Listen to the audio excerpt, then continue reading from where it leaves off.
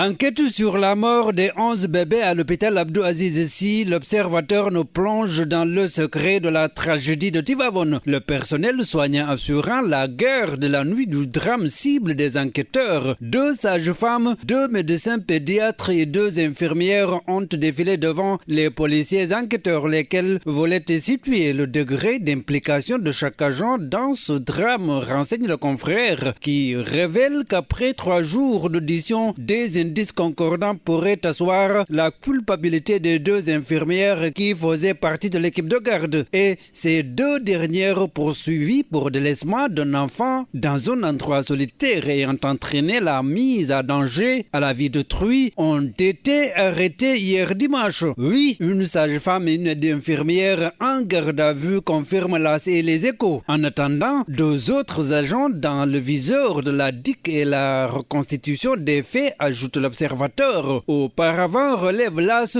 les 11 bébés morts calcinés ont été inhumés au cimetière. Chaque corps a eu sa propre sépulture. L'émotion était forte au cimetière où beaucoup de larmes ont été versées, mais sous haute surveillance policière, note le confrère. Seulement, révèle Amath Soumaré, expert en management stratégique global à la une de Tribune, l'incendie a calciné 17 nourrissons au lieu de 11. En tous les cas, sur la visite éclair du président, le vrai journal explique pourquoi Macky était pressé de quitter Tivaouane. C'est parce qu'il était remonté par rapport à ce qui est arrivé à ces 11 bébés, renseigne le journal. À propos de la présidence de la République aussi, Macky Sall fait la une de l'exclusif. Mon travail de président est loin d'être achevé, rapporte le confrère. Une position qui confirme davantage son ambition de briller un 3e mandat, indique Walf Quotidien. Et pour le soutien de nos actions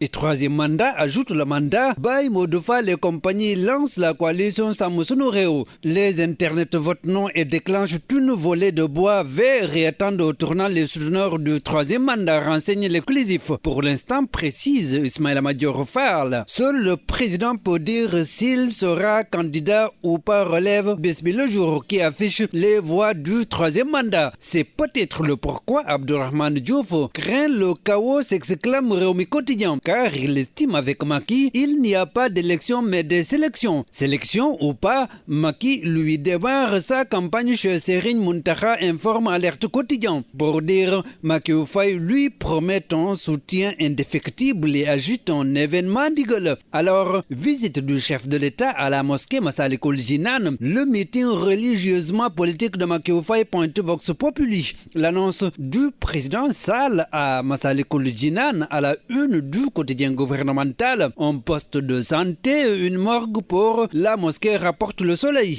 Place à Libération sur l'affaire Sweet Beauté. Le dossier rebondit encore. Le parquet s'oppose à l'audition de l'ex-capitaine Seydina Oumar Touré et convoque sa radiation des cadres de la gendarmerie. Massage sexuel et petite tenue face au doyen des juges. 3 masseuses à l'époque de Sweet Beauty, décharge des Khadijay et des Mantadjessar, renseigne le journal. Sport pour terminer à la une de Walf Quotidien. Fin de l'aventure à Liverpool. Mané, un pied et 4 orteils en Bavière. Un contrat de 3 ans annoncé. La rencontre entre le Bayern et l'agent du joueur à Majorque. Le Lion a déjà fait ses adieux à ses coéquipiers, informe le journal du groupe Walfadjri. Et Stade, le quotidien du sport, parle de la Champions League. 14e étoile décrochée devant Liverpool. Le Real réinstalle son hégémonie sur l'Europe. Sonolambe pour boucler. Jules Baldé est catégorique. Ama n'affrontera jamais l'AC2.